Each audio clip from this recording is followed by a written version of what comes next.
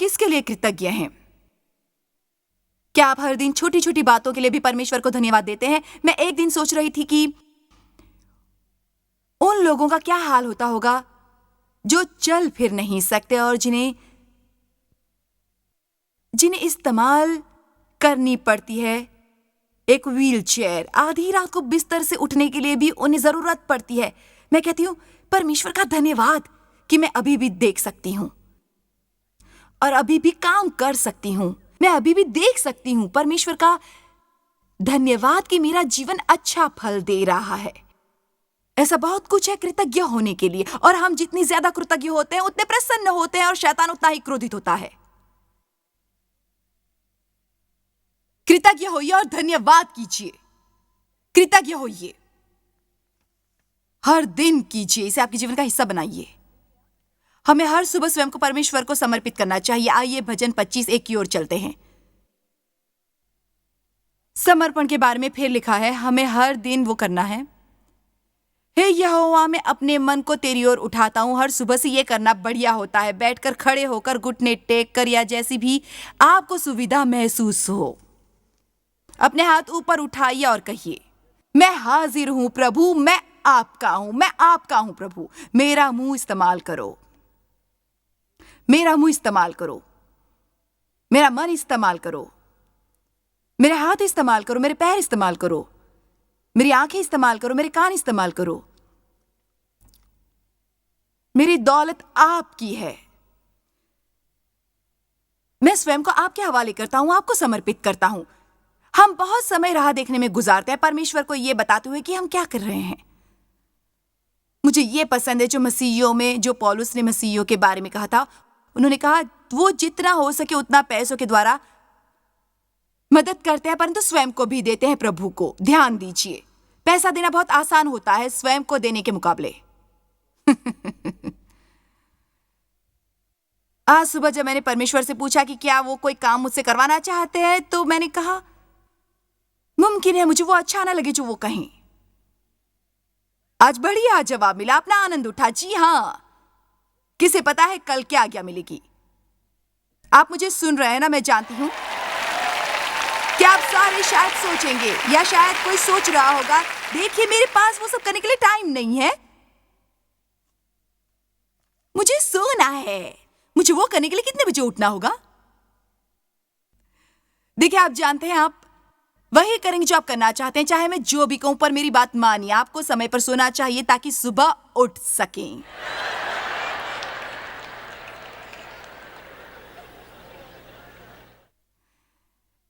अब दखलंदाजी कर रही है मुझे कब सोना चाहिए, कब उठना चाहिए। ये मेरी मर्जी है, ये सच है, और बाइबल इससे भरी हुई है। याकूब सुबह जल्दी उठकर प्रभु को खोजता था। इब्राहिम सुबह जल्दी उठता था और प्रभु को खोजता था। दाऊद सुबह जल्दी उठकर प्रभु को खोजता था।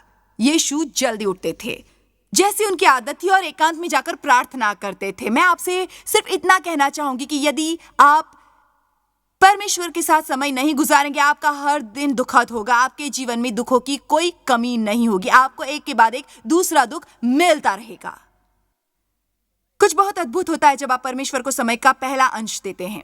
जी हाँ, मेरा मतलब है आपको यह करने के लिए 2 घंटे लगाने की जरूरत नहीं। आप अब 10 मिनट में कर सकते हैं जो मैं कह रही हूं, यदि आप चाहें। आपको परमेश्वर के साथ गुजारा समय इतना लाभदायक लगेगा कि आप और समय गुजारेंगे, आप तरीके ढूंढेंगे, आप ऐसे करेंगे, वैसे करेंगे। दफ्तर में अपने साथियों के साथ भोजन करते समय गपशप करने की बजाय भोजन की छुट्टी के वक्त कहीं अकेले जाकर बैठिए और वो समय परमेश्वर के साथ गुजारिए।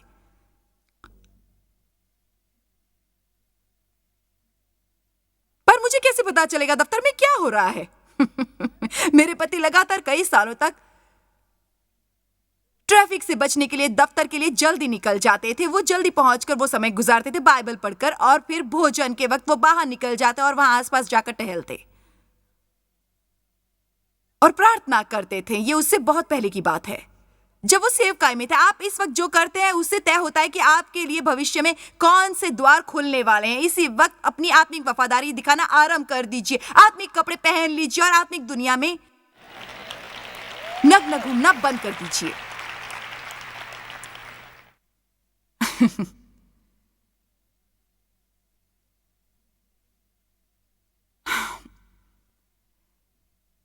एक आदत डाल लीजिए। लूका 22:49।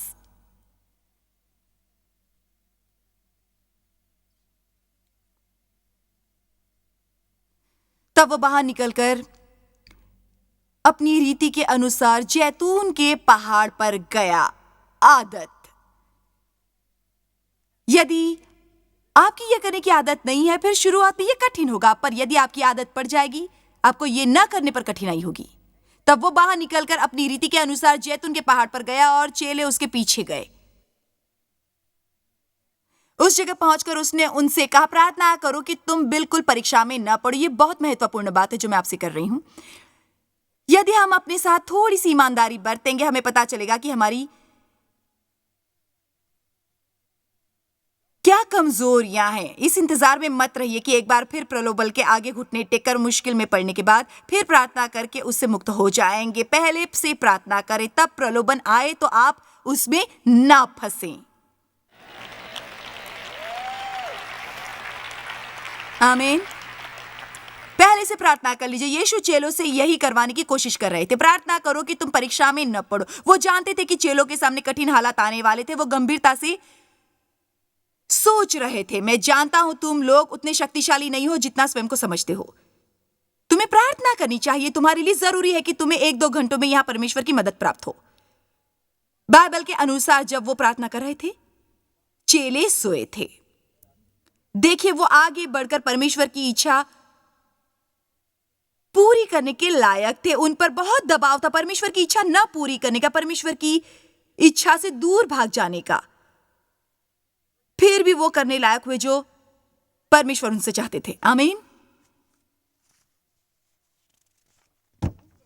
यदि भोजन आपके लिए परीक्षा है, फिर इस इंतजार में मत रहिए कि 3 प्लेटें साफ करने के बाद आपकी प्रार्थना होगी।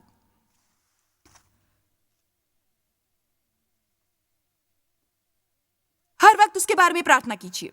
हर सुबह उसके बारे में प्रार्थना कीजिए। परमेश्वर, खाने की आदत से मुक्त होने के लिए मेरी मदद कीजिए। मेरे लिए कितना अजीब है खाने को अपने पर कब्जा करने देना। मैं प्रार्थना कर रहा हूं परमेश्वर आपकी शक्ति के लिए कि जब मैं खाना खाने बैठूं तो मैं उतना खाऊं जितना मेरे लिए जरूरी हो। आप वो खाने के बाद मैं और न खाऊं। मैं नहीं चाहता कि गुलाब जामुन का मुझ पर अधिकार हो। मैं एक बिस्किट केक के कब्जे में नहीं रहना चाहता। मेरे अंदर पवित्र आत्मा की शक्ति है। ये सच है,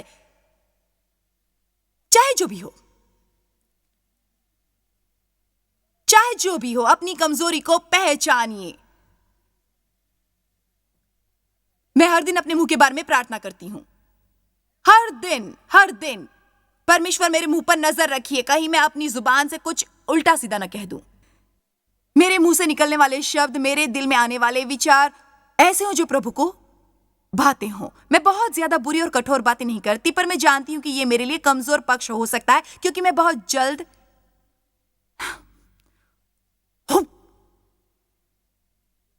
क्या कहा मैं बहुत जल्द बेकाबू हो सकती हूं। कोई समझ रहा है मैं क्या कह रही हूं?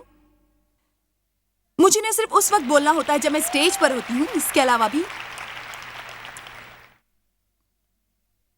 मैं बहुत बोलती हूं। परमेश्वर ने मुझे कहा श्श्श। इसलिए मैं इन बातों के बारे में हर दिन प्रार्थना करती हूं। हर दिन प्रार्थना करो कि तुम परीक्षा में न पड़ो। जरा बताइए, कितने जानते हैं इस बारे में? मेरा मतलब, यदि आप जानते हैं अपनी मर्जी न चलने पर आपको अपने पर दया करने को प्रलोभन होगा, फिर पहले से उसके बारे में प्रार्थना कीजिए। यदि आप में वो पैसे खर्च करने की कमजोरी है जो आपके पास नहीं है, फिर आप हर दिन उसके लिए प्रार्थना कीजिए। यदि आप निश्चित रूप से उन चीजों के बारे में प्रार्थना करना आरंभ करेंगे जिनसे आपको प्रलोभन होता है, फिर प्रलोभन होने पर आप में शक्ति होगी उससे बचने की। प्रलोभन को कोई हमसे दूर नहीं रख सकता। यीशु क्यों सुबह जल्दी जागे थे? उनकी सुबह जागने की आदत थी, पर वो बाहर गए और उन्होंने प्रार्थना की कि वो परीक्षा में बिल्कुल भी ना पड़े। उन्हें पता था कि परीक्षा तो होनी है। उन्होंने कहा, परमेश्वर यदि हो सके, पिता यदि हो सके तो ये प्याला मुझसे दूर करो। मैं इस परिस्थिति से गुजरना नहीं चाहता। बाइबल में लिखा है कि उन्हें इतना तनाव था कि उनके पसीने से लहू की बूंदें टपकी, फिर भी वो ये कहने लायक थे, पर वो प्रार्थना करते रहे, लगातार प्रार्थना करते रहे। फिर स्वर्गदूतों ने आकर उन्हें शक्ति दी। हालेलुया। यूहन्ना 8 में आपको एक और मजेदार बात बताना चाहती हूं। क्या आपने कभी कुछ कहकर फिर सोचा है, हे प्रभु काश मैंने ये ना कहा होता? अच्छा, ध्यान दीजिए, यूहन्ना 8। तब सब कोई अपने अपने घर को गए, परंतु यीशु जैतून के पहाड़ पर गए।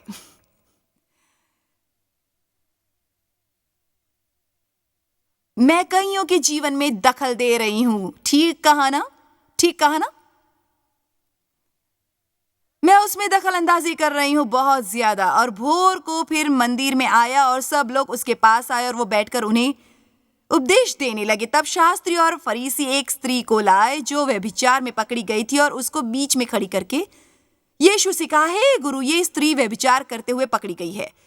व्यवस्था में मूसा ने हमें आज्ञा दी है कि ऐसी स्त्रियों को पत्थर वाह करे। सो तू इस स्त्री के विषय में क्या कहता है? उन्होंने उसको परखने के लिए ये बात कही ताकि उस पर दोष लगाने के लिए कोई बात पाए। वैसे यहाँ क्या हो रहा था? व्यवस्था के अनुसार उसे पत्थरों से मार देना चाहिए था, पर यीशु सिखा रहे थे करुणा और प्रेम, क्षमा करने के बारे में। अच्छा, यीशु देखते हैं आप इससे कैसे बचते हैं।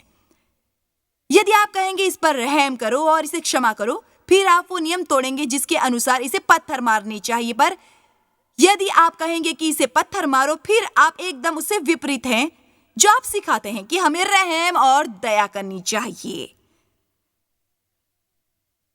ये बढ़िया है, अब दया दिखाइए, देखें क्या होता है। हम उनकी समझदारी चतुराई से देखते हैं, परंतु यीशु झुककर उंगली से भूमि पर लिखने लगे। मुझे विश्वास है कि वो ये सुनने के लिए इंतजार कर रहे हैं कि परमेश्वर क्या कहते हैं। आइए अगली आयत पढ़ते हैं और जानते हैं कि क्या हुआ। जब वो उसे पूछते रहे तो उसने सीधे होकर उनसे कहा कि तुम में जो निष्पाप हो वही पहला पत्थर उसको मारे।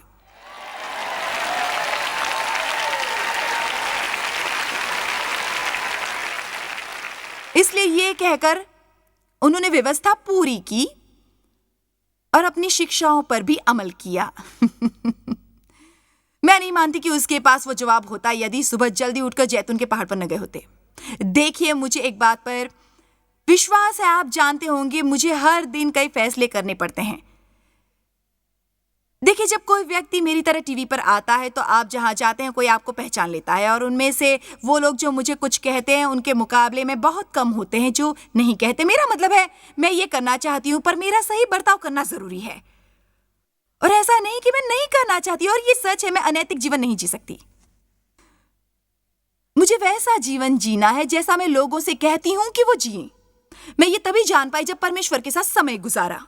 मुझे ये करने का तरीका न पता होता यदि मैं परमेश्वर के साथ समय न गुजारती।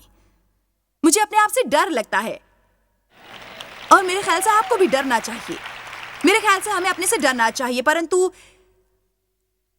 हमें समझदारी की जरूरत है। सुबह जल्दी उठकर सबसे कठिन काम निपटा लीजिए, उन्हें रुकावट न बनने दीजिए। ऐसा न हो कि कोई काम दिन भर आपको चुनौती देता रहे और आप उससे दिन भर डरते रहे। भिन्न भिन्न लोगों को भिन्न भिन्न चीजें नापसंद होती हैं। यदि आपको राशन की दुकान पर जाने से नफरत है, फिर सुबह जागिए, तैयार होइए, जाकर राशन खरीद कर लाइए, घर पर लाकर रखिए, राशन से विजयी होइए। आमीन। दाऊद सुबह जल्दी जागा जिस दिन उसने गोलियत को मारा। ध्यान दीजिए, आप अपने दुश्मनों को मार नहीं सकते बिस्तर में पड़े रहकर। हेलो भाई, मेरा वश नहीं चलता, मुझसे सुबह उठा नहीं जाता। अच्छा, ऐसे करो कि तब आप भी जागो, उसे अपनी सुबह मानो। यदि आपको 10 बजे से सोना है, फिर वही आपकी सुबह है। फिर भी आपको जरूरत है जब आप भी दिन आरंभ करें, आपको वो परमेश्वर के साथ आरंभ करना है, और आपको कुछ काम जानबूझकर करने चाहिए। आपको एक फैसला करना चाहिए, आज का दिन जो प्रभु ने बनाया है, मैं इसका आनंद उठाऊंगा। शैतान के सामने एक ऐलान कर दीजिए, जो आनंद चुराता है, मैं इस दिन का आनंद उठाऊंगा। मैं अपनी धार्मिकता पहन रहा हूं। मैं जानता हूं मैं मसीह में कौन हूं। मैं अपनी शांति पहन रहा हूं। यीशु ने मुझे अपनी शांति दी है। मैं आज परेशान नहीं होऊंगा यदि सब कुछ मेरी मर्जी के अनुसार नहीं होगा। मैं आत्मा की तलवार इस्तेमाल करने वाला हूं। मैं अपने मुंह से परमेश्वर का वचन बोलने वाला हूं। मैं विश्वास का कवच पहनने वाला हूं। मैं उद्धार का टोप पहनने वाला हूं। मैं प्रेम पहनने वाला हूं। मैं रहम ओढ़ने वाला हूं। उसमें समय नहीं लगता। ऐसे करके अब आप दिन भर के लिए तैयार होते हैं। अब सुबह जागते हैं, आप परमेश्वर को खोजते हैं क्योंकि वो आपके मन्ना है। इस्राएली सुबह जल्दी उठकर अपना मन्ना बटोरते थे। वो सुबह के वक्त गिरता था और वो उसके लिए इंतजार नहीं करते थे क्योंकि तब उन्हें अगले दिन तक कुछ भी नहीं करने को मिलता था। वो उठकर अपने बर्तन लेकर बाहर जाते और उसे जल्दी से बटोर लेते थे।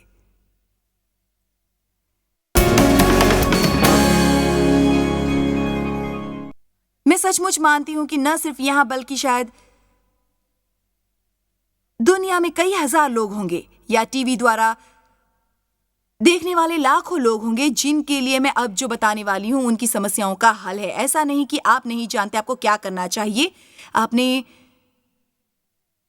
बहुत सुना होगा कि क्या करना चाहिए, पर ऐसे लगता है जैसे आप में वो करने की शक्ति नहीं है। वो जो प्रभु की बाट जोते हैं वो नई शक्ति प्राप्त करते हैं। वो अपने पंखों के साथ बाजुओं की तरह ऊपर उड़ते हैं। वो भागते हैं पर थकते नहीं हैं। वो चलते हैं।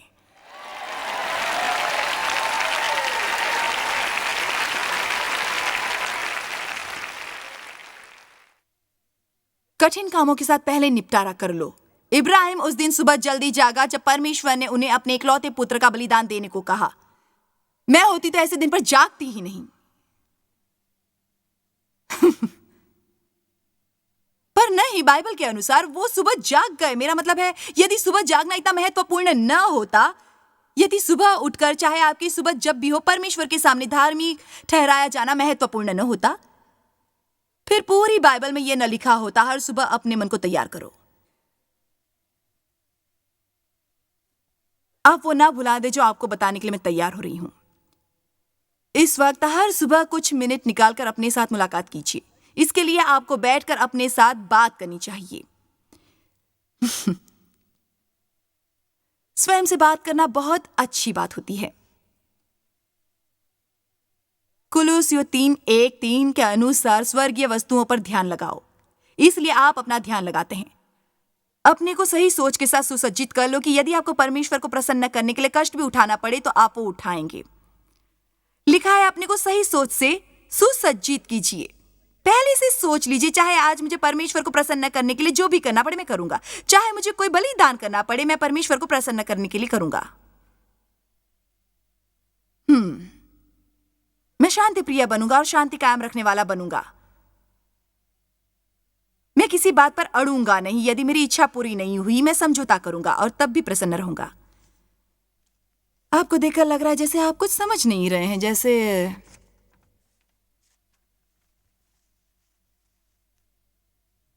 और सबसे महत्वपूर्ण गलतियों 10, जहां तक अवसर मिले सबके साथ भलाई करें। हर दिन ये सोचने में थोड़ा समय गुजारें कि आप किसी अन्य के लिए क्या कर सकते हैं। आप फैसला कर लें कि जिसे मिलेंगे उसकी तारीफ करेंगे। कोई अच्छी बात ढूंढो जो आप उन्हें कह सकते हैं। हम अक्सर सोचते हैं, ओह ये बड़ी सुंदर पोशाक है जो आपने पहनी है, या वाह तुम्हारे बाल बहुत सुंदर है। बताइए, आप अपना मुंह खोलकर कहते हैं? कह दीजिए। आप जो सोचते हैं उससे किसी को आशीष नहीं मिलती। उन्हें बताइए। आप लोगों की जितनी तारीफ करेंगे उतना अच्छा महसूस करेंगे। आप फैसला कर लीजिए कि आज अपने पति या पत्नी की कम से कम 5 बार तारीफ करेंगे।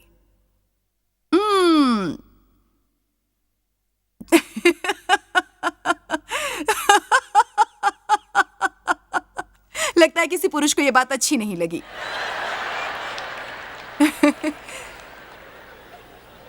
कितने विवाह टूटने से बच जाएंगे यदि आप ऐसा करेंगे। सिर्फ इतना ही नहीं, लोग उन भली बातों की ओर प्रतिक्रिया दिखाएंगे जो आप उनसे कहेंगे और वो भी आपको प्रसन्न करना चाहेंगे।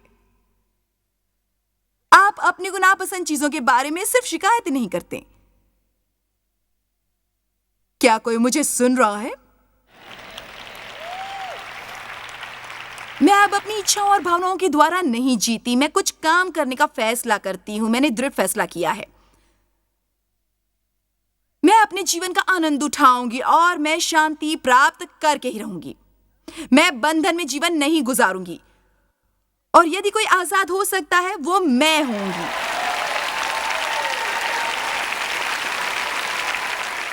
आप बहुत कुछ सहन करते हैं, आप बंद कर दीजिए वो सहन करना, सहन करना, सहन करते रहना। आप अपनी मर्जी को परमेश्वर की मर्जी के अनुकूल बनाइए। यदि दो मनुष्य परस्पर सहमत न हो तो क्या वो एक संग चल सकेंगे? नहीं चल सकेंगे। आमीन। जहां तक हो सके सबके साथ भलाई कीजिए। आज मैं आपको एक चुनौती देती हूं कि आप हर सुबह सोचिए किसी के बारे में जिसके लिए आप आशीष बन सकते हैं। किसी न किसी के लिए आप आशीष बन सकते हैं।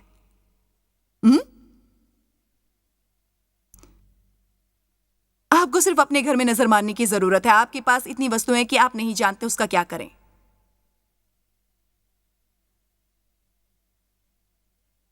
मैंने यहाँ एक लड़की से कहा, वो सिक्योरिटी वालों के लिए काम करती है, हमारे लिए नहीं। मैंने उसे कहा तुम्हारे बाल बहुत सुंदर है, सच कहती हूँ, ऐसा कीजिए और अपने पर से ध्यान हटाइए।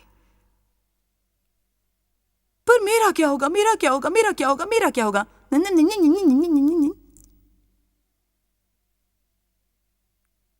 अच्छा, हर सुबह आपको ऊंची आवाज में वचन का इकरार करना है। परमेश्वर के वचन का इकरार कीजिए हर दिन जोर से, और हर दिन आपको अपने भविष्य के बारे में भविष्यवाणी करनी चाहिए। वैसे आपकी इस बात का क्या अर्थ है? आप हर चीज के बारे में वैसे बोलना बंद करें जैसे हैं, और न घटित हुई बातों के बारे में बोले जैसे वो सम्मुख हो। यदि आपको अच्छी तरह नींद नहीं आती, हर दिन ये 6 बार मत कहिए कि मुझे नींद नहीं आती, मुझे नींद नहीं आती। वो मुझे गहरी नींद नहीं आती, मुझे सचमुच नींद की जरूरत है, मुझे सचमुच नींद नहीं आती।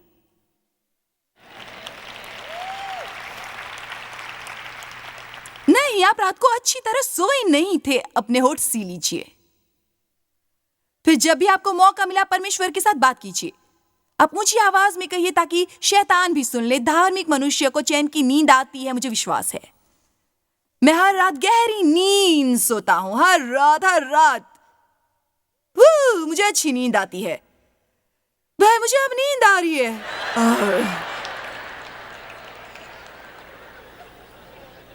जानते हो आज सुबह मैं क्या सोच रही थी? हमें एक काम करना है, हमें सचमुच सुनना है बेवकूफी की कुछ ऐसी बातें जो हम बोलते हैं और जो अन्य लोग बोलते हैं। तब हम परमेश्वर से उनकी करुणा के लिए कृतज्ञ होंगे। आमीन।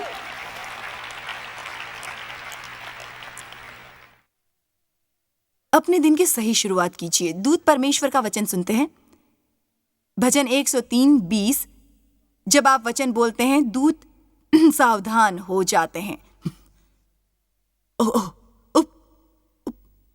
कोई हमें कुछ करने को दे रहा है। जी हाँ, जी हाँ, जी हाँ।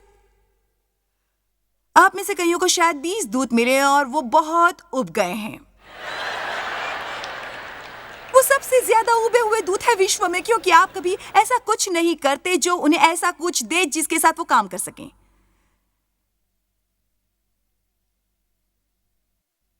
मैं हर दिन कहती हूँ मैं आशा कर रही हूँ कि आज मेरे साथ कुछ भला होगा। मैं शुभ समाचार की आशा कर रही हूँ। मुझे सारी बुरी खबरें मिल चुकी हैं जो मिलनी चाहिए थी। पहले जब फोन की घंटी बजती थी अरे बाप रे, मैं सोचती थी एक और बुरी खबर होगी। और अब यदि मुझे बुरी खबर मिले भी मैं उसके लिए तैयार होती हूँ, क्योंकि मैंने पहले ही पक्का फैसला कर लिया है कि मैं मसीह के द्वारा सभी कुछ कर सकती हूँ। यह आलसी लोगों के लिए नहीं है, क्योंकि आलसी लोग 10 बार अलार्म बंद कर देते हैं।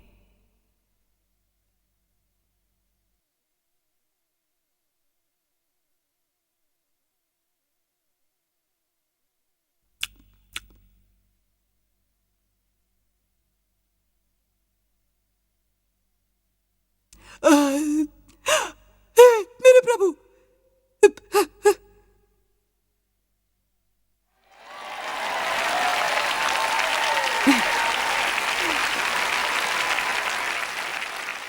जिस वक्त आप सुबह मुझे यहाँ देखते हैं, मैं 2-3 घंटों तक परमेश्वर से मिल चुकी होती हूँ और आपको इसके लिए प्रसन्न करती हूँ,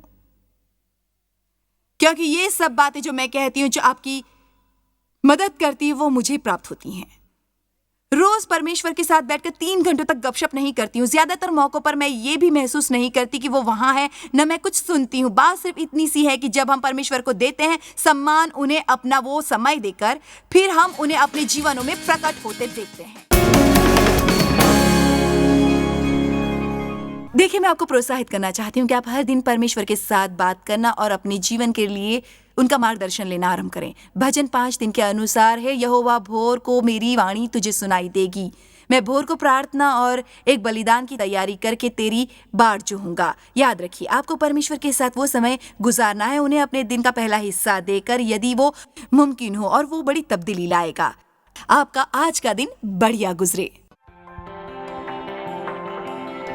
जॉय स्माइल मिनिस्ट्रीज में आप हमारे लिए कितने अहम हैं, इसका आपको अंदाजा नहीं। हम आपके आभारी हैं और हम धन्यवाद करते हैं अपने सब मित्रों और सहयोगियों का कि उन्होंने इस विश्वव्यापी सेवकाई को संभव बनाया। मिलकर हम भूखों को खिला रहे हैं, गरीबों को पहना रहे हैं और कई देशों में सुसमाचार पहुंचा रहे हैं। कृपया हमसे संपर्क करें या विजिट करें jmmindia.org पर। आज ही अपनी प्रार्थना के अनुरोध बताने के लिए, हमारे साधनों के बारे में और जानकारी और जॉयस की सभाओं का शेड्यूल जानने के लिए, और हमारे सहयोगी बन जाएं दुनिया भर में मसीह का प्रेम बांटने के लिए।